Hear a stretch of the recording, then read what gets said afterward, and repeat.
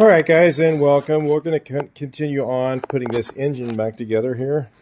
And I guess I'll just go with the push rods I've got in here. That's not going to work. I got to get that the other side. And we'll just put this together like that.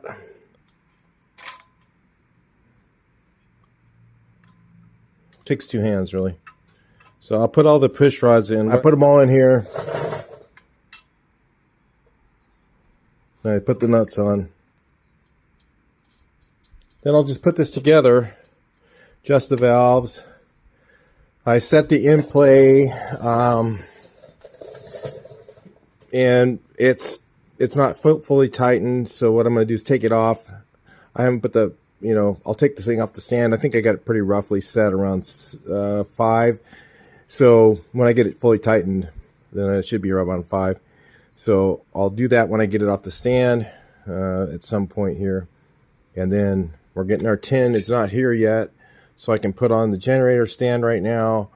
I can put the fuel pump push rod, fuel pump on it. And the distributor drive and stuff like that. You guys that didn't know, I did put... on the single relief on this other side, I put brand new springs. The CB Performance makes a spring kit. I'll show you. What was in it was high pressure springs. Nope, we don't run those. Stock spring replacement OE. They have these at CB Performance. Pretty reasonable. And then they have these nice Allen setups, so they're a little easier to take off with new pistons and new original spring rate springs. So you can get rid of, if you have those silver springs, the shiny, super stiff ones. Yeah, the ones that will blow up the oil cooler on this thing, probably with the 31mm oil pump. Yeah, that would happen. So, yeah, or whatever that thing is. I don't know what size it is. I didn't measure it. I think it's 31 though. But you put these back on, then it'll just return the oil to the crankcase and not, blow things up. So anyway, we don't want to do that.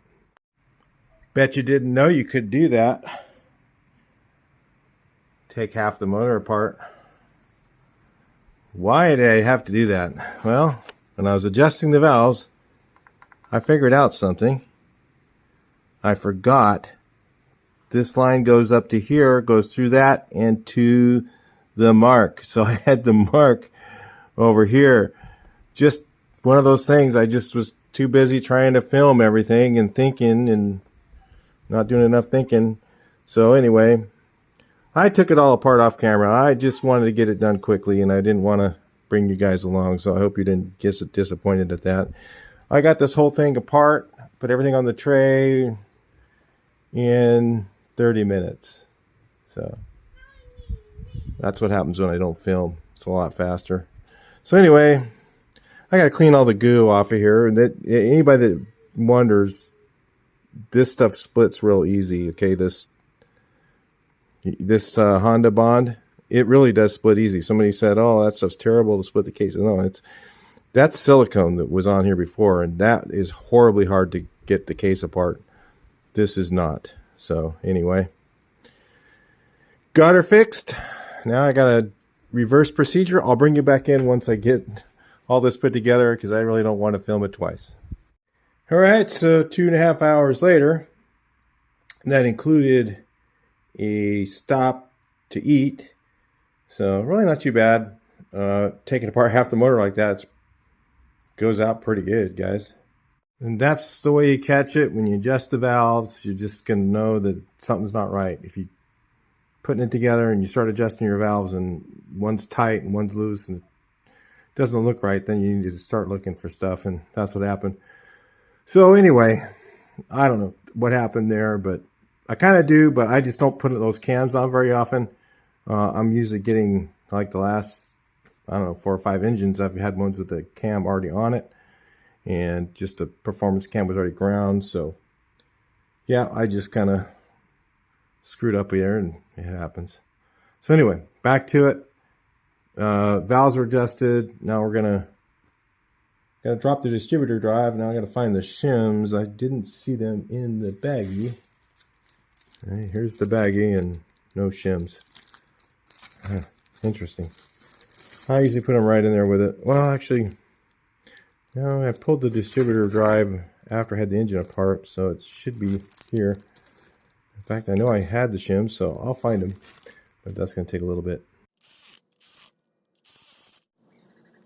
All right, see there, 2 shims.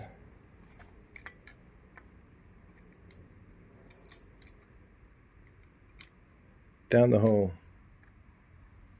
Line it up with my screwdriver. And on these, I usually use regular motor oil so I can feel it. And then I'll set her like about right there and drop it in. See how it goes. And then it turns as it goes down in. Add a little more finger in the wiggle. That's where we got her down there. Wiggle the motor back and forth, and then this will fit all the way down.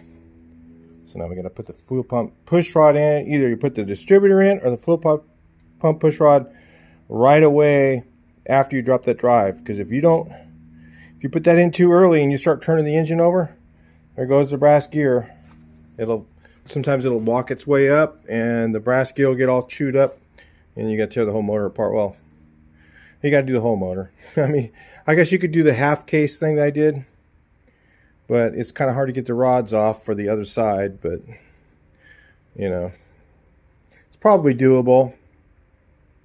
But trying to change that brass gear in the case is going to be tough. So you could probably do it. Probably loosen up everything, kind of lift it up, pull that off there, and then put one on. And that's the way you do a cam change. If you're at a race or if you're at an event or something and you want to change cams for the next day, you tip the motor, take every little tin off, you tip the motor up, take one side apart, take the cam out, change the cam. That's how it's done.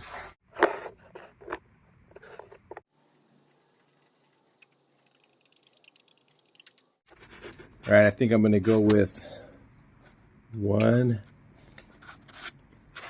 2 shims on this side, and then the fan. See how that works. And then I'll put 1 more shim. You got to have 3. 3rd shim over here. If you don't put on 3, you're going to be buying a fan. It'll crack. I get guys all the time with cracked fans, and they wonder why. 3 shims got to be on there, guys. 3. All right. Let's tighten that up. Take a look.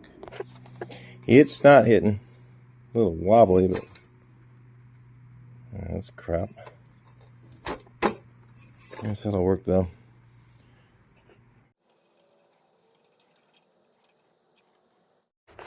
All right, guys. What's wrong with this picture? See how shallow that is? How deeper, much deeper that is? I don't remember. Isn't that 6 volt? This is 12 volt, right? See how that's deeper? Look again. 6 volt. 12 volt. I'm pretty sure. I don't remember, but I know that this is not right. And this thing it had a generator on it. It's like, I wonder how many times you threw the belt. And look how far off that is. Gotta be right. All right, start playing the Chinese music. We're gonna try this thing. I mean, I don't know if it's gonna work or not. I figured it'd be good just for the parts. I got it for super cheap. So yeah, it's screwed in here, right? Like right here. That's screwed in so that at least that won't fall out and catch fire. I don't know what this hole is right here. I don't know what that goes to. It's threaded. Doesn't it go to that rod, the one that makes it slow down quickly or slowly?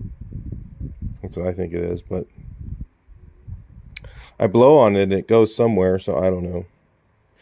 Who knows? Anyway, we'll give it a shot and see what happens. It'll be interesting. It's brand new. I checked the jets in it too. It had a 130 main, so somebody knows what they're doing. That's pretty close. And then it had a Well, it was a 50, it might have been a 52 Pilot. So I made sure it was a 55. I think that's pretty close. I'm going to guess. We'll see if I'm right, right? And I got this thing on here. I got the clamp. Put a clamp on there so that it doesn't slide back. If your throttle cable slides back, your cable's going to rub on there and break. That's how throttle cable breakage happens. I've been doing a lot of this stuff off camera because there's just too many little things I had to put on, take back off. And I got this thing on. I'm waiting for, I got elbows coming for that because that's not cool. This is going to have an elbow going down all the way down to here. So this has to do in the instructions. You take it down and make it down here and then just leave the end of it open, and that's your road draft tubes, because you need a road draft tube even with this. So if you put a breather system on, okay, either you need a road draft tube on your stock one. So I've seen this before many times. Guys go out and they put a breather system on and they don't have a road draft tube. You still need the road draft tube. They have those ones with the aluminum one and the little screwed in fitting in the side. I've made the same mistake before, and I even had a vented cap and mine still blew oil. As soon as I put this on, then it stopped. So having a road draft tube even with this system, there's a line on here in the back. It's supposed to put an elbow on it, make it go down, and have a road draft tube down there. So that needs to be there. And then if you have dual carbs, one goes to one carb, one goes to the other. If you don't have dual carbs, this one goes to the carb. You know, so I'm going to put it, so I'll put the plug up here probably. And then I'll put this there. And then on the bottom, one goes to one valve cover, one goes to the other valve cover with this type of system. If you use the one with the one in the back, okay, where you put the two lines, one from here to there, one from there to the other, okay, to the other valve cover, and then the third line you run to a T, or you can run it to, well, you should run it to a T and have one go to this, okay, and one to the air cleaner. And then you need to have the road draft tube as well. So I watched, a friend of mine was coming back from Buses by the Bridge, and I was getting oil on my windshield, and I stopped. And when he stopped, I pulled behind him. I go, dude, you're blowing oil. And he looks out and he goes, oh, it's a brand new engine. And I look at it, and there's that aluminum thing, and didn't have one of these. And I said, man, you need a road draft tube. And he put it on, and he's like, Mike, it doesn't do it anymore. It doesn't blow oil. So you guys, that's the little tricks there to keep that breather system working. You know, when you go with a bigger engine, you got to put a breather system on it. Even if you do an 1835, really, you need to put a breather system. Even 1776 is marginal. Sometimes maybe, sometimes not. Depends on how many RPMs you're running on the highway. If you're running a lot of RPMs, you got to get that under control. You can't have too many RPMs. It's bad. That'll make it blow oil anyway. But yeah, you get all that hooked up right, and then it doesn't stuff. But you can see the pinstriping now, all that stuff going on in this thing. Just scratched it a bit. There's no way I can get this thing. I take it apart 6 times, 7 times. There's no way I'm going to do it without scratching it. So he knows that. So anyway, I'm going to paint this pulley because it's the correct one and put it on. But that's the kind of stuff you got to look for, you guys. The whole time I'm assembling something, I'm looking at every piece I put on. And like I put it on, and I'm looking at the belt, and I'm going, the belt's like, I'm like, no, that's not right. So you got to get right. And I figured I'd do this a little easier than taking out the battery. Just use the jumper cables that are on here and jump it with the car. Finally got the turbo back in this. It was 2 times. Started with an oil leak. By the time I got done with the oil leak, all of a sudden the VNT actuator stopped. So I had to replace the turbo, which comes with the VNT actuator. And then the turbo I got was a cheap one, and it didn't work. So then I did it again. It was lovely. 2 times that turbo coming out of there. That is a lot of work. Should have just spent the $900 on a new turbo, but anyway, I didn't. And I ended up fixing the one that was there. I put a VNT actuator off of a later model on it. It takes a little bit of work to do that, but it saves me $900 that I didn't want to spend. So anyway, let's see if this thing sucks gas up.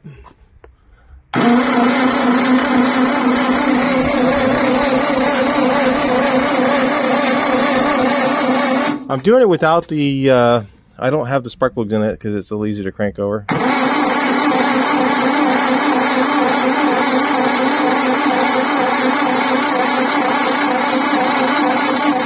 Got through those few fuel filters.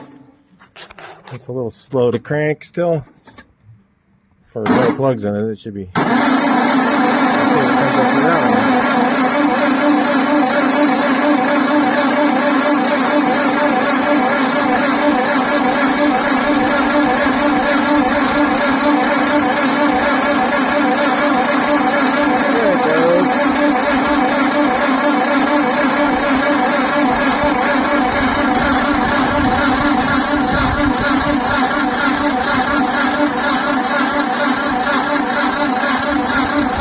Should have gas up in the carburetor now. Let's see if the accelerator pump works. I know, you guys, it's not just firing right up. All right, somebody look down in there and tell me. I can smell some gas, so I think it's in there. Let me see. Yeah, I can see some little faint something. I'm gonna need a little more cranky poo. But anyway, let's hit it a little more.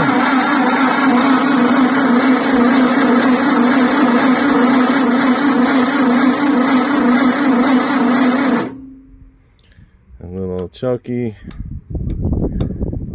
Still nothing. I guess it. Oh, I hear something now. I hear it. Okay, we got squirty. Okay, good. Now I've just got to finish putting it together. The spark plugs, somebody else gapped them, so I ungapped them. And of course, you guys, you're better off not gapping them most of the time. I've said this many times, but if that thing's not square to the, and this one, look how far off that is. So how long is, I don't know if that's going to even work. It might fire, misfire, you know. So it's better off a lot of times just not trying to re-gap them. And another trick is they have these fancy spark plug installing tool, but there's a piece of 3/8 hose works great. So yeah, just to get them started, I would use a piece of 3/8 hose. Get that one in. Especially on these dual ports, it can be such a pain to get in there. And it's already started. Just letting it thread all the way in. There we go. I can thread them in further. They have a little tool you can buy like this that has a handle type thing on it. But the 3/8 hose does the job. Okay, I'll get those tightened down. And I gotta find this gasket and bolts. I don't have those. I got this one. Of course, and the nut fell off of there. Lovely. We're just looking good so far here. All right, that's like an hour, and look at all these tools just to put on those clamps. Every one of these things just fought me all the way through. It's lovely. So anyway, I have no idea what's going to happen. Let's turn the key switch on. Oh, that happened. It hooked up. That would help.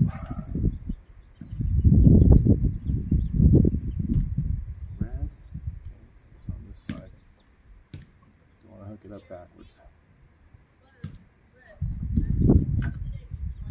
Okay, and oh yeah, so I just heard the solenoid's working, so yeah, we're good. Let's just see if it starts. Almost.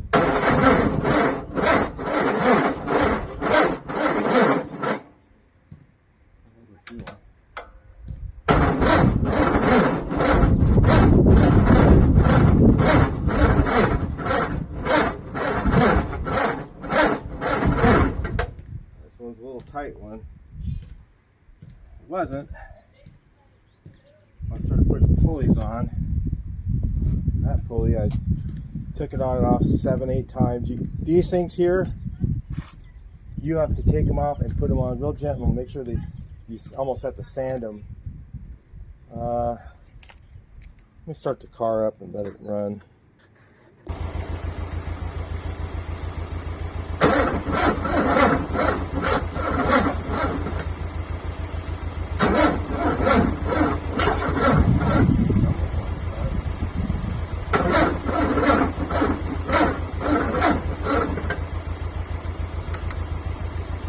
Alright, it wants to start right up. It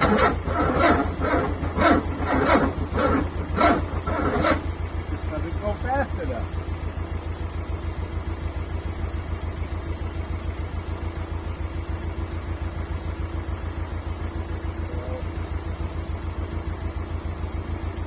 You'd have to jumper pack it. I think it's partly those jumper cables are just too thin, and I need all the juice I can get for this thing.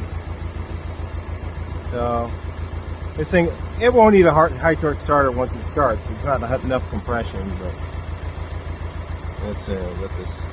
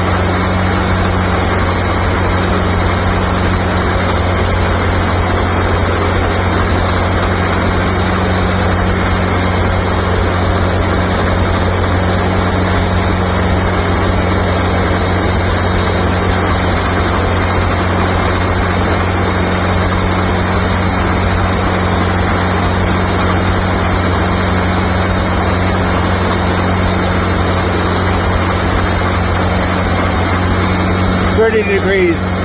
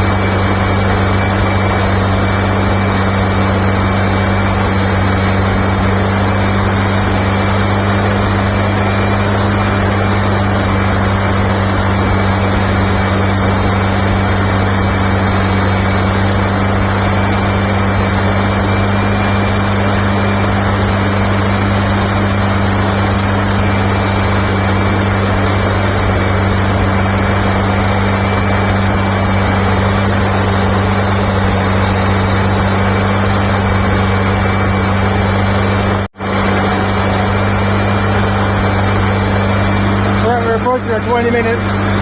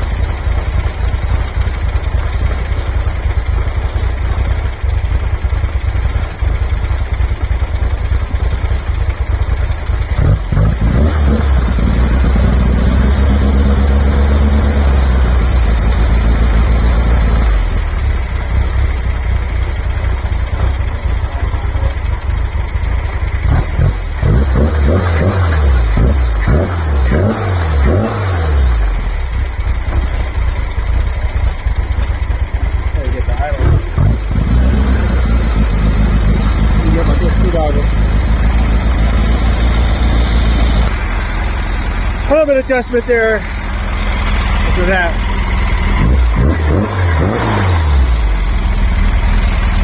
That's a 110. Everybody says, oh, that's rifle really, really rough. You know, it's a little rough, of course. No big deal. You just idle a little faster. Right about right there. We can lower it down a little. Let's see. I had it a little bit lower, but look at that.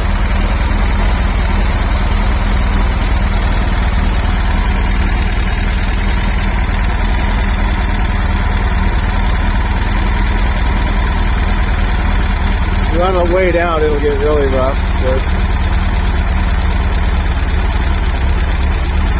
It's not that bad, really. I feel like it's going to stall though.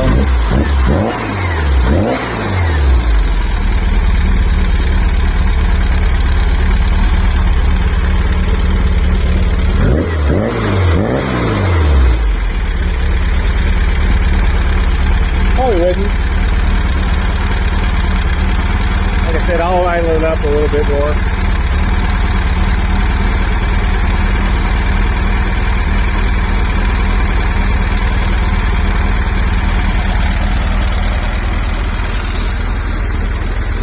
Okay, with a bigger engine, bigger cam,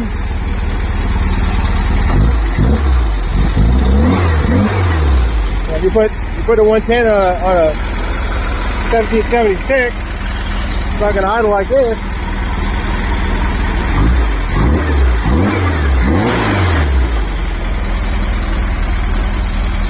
It ain't going to have that much power either.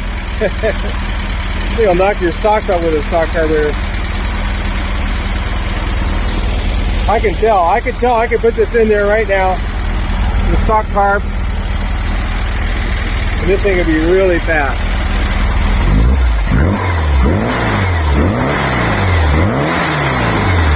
Got a little hiccup, and I think it's those damn plugs. Never re-gap them. If they're at 30, then just go with it. Don't bend them down. That's a no-no. I think it's those plugs that's getting a little Yeah.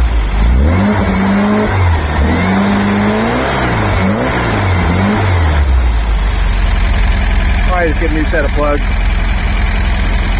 Be safe. I gotta find the oil leak. It's got a little oil leak there. Something. Right here, top cover. Almost always get that. A little bit of tighten them or have to seal them. No leaks over here. Whatever that one is, I'll dig in there and find out what it is. Case leak. Give you a number of different things. But I'd say that's a win. Look at that thing.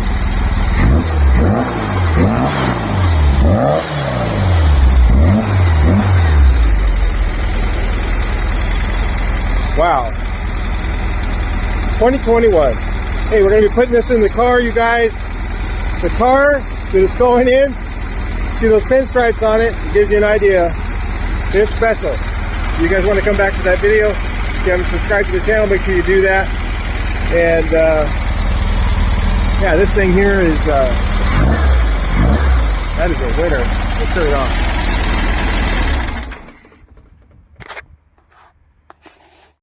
Definitely liking the 2021. It really sounds like a 2180. It does. It does sound like a big motor, and it sounds a lot bigger than the other ones that I put together. And it just sounds mean. It sounds a lot like a 2180, and it's a cheaper version of it. It's a lot easier to build one of these. You guys saw in the video, there's not much clearancing to do. I had some guy say, "Oh, your machine works terrible." I'm like, honestly, it just cracks me up. Tell me what you guys think about that. I think it's just like, I can't. It's like, dude, I'm a machinist, and that's not. It's like, dude, I cut a little tiny area that wide out of the. Oh man, crazy. But anyway, there's always those people, guys. There's always somebody that's got to know more. They got to do more, or whatever. I don't know, and that's fine. You know, maybe they are better. You know, that's okay. But this engine right here, this thing is rad. Check out that muffler right there. Never see another one of those. Custom.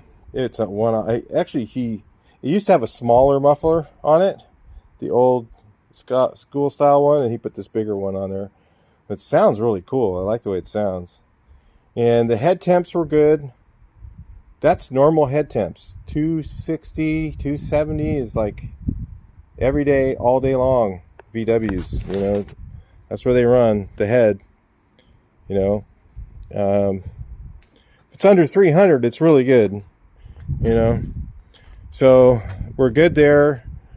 You know, the head temps might be a little bit hotter. It might be a little bit cooler if we run an 1.5 inch exhaust and we had bigger valves. With a bigger engine, it might flow better. It has a, you know, when it goes through the valve, there's that airspeed going through there. And as long as you don't run a lot of RPMs, that's okay. You know, it's like they're big trucks, old trucks and stuff like that had small ports. And they had big engines, right? A lot of torque. So you're doing the same thing with your VW. And this thing's all torqued out big time. So hopefully I can fix those leaks, make that go away, because I want this thing to be leak free. He's kind of wanting it that way too. So hopefully I can fix that one. I hope it's not the oil pump gasket, because that may, you know, I don't know. It might be just the little case halves, and that I can just usually just, you know, let dry it off real good, and then I'll use Mega Black and put a little bead on the outside. It'll actually fix it, believe it or not. And that stuff will stick to oil even. You know, if there's a little tiny bit of oil residue there, it'll still stick. It'll work. It's the only thing I know that does that. So Mega Black from O'Reilly. Guys fight me all the time. Well, I don't use silicone. Dude, try this stuff. You will be amazed. It really works good. So anyway, on and on. Say we got a win here. Sounds good. Even that carburetor, this one's straight from China. I mean, no stopping at the border. That one came straight across. on AliExpress. It's called Sherry Berg, and it had all the right parts in it pretty much. And that was just putting it on and adjusting it. That's all I did. And it was perfect for this bigger engine. So somebody got the memo on those bigger jets. So it seemed like, I don't know. I think the 130 main is probably spot on, but you know, that could be determined. And what do we know what that little hiccup is? I don't know what that is yet. We'll definitely figure that out, but I think it's the spark plugs. That's my guess. All right, I'll take the next video. Please like, share, and subscribe, and see your comments.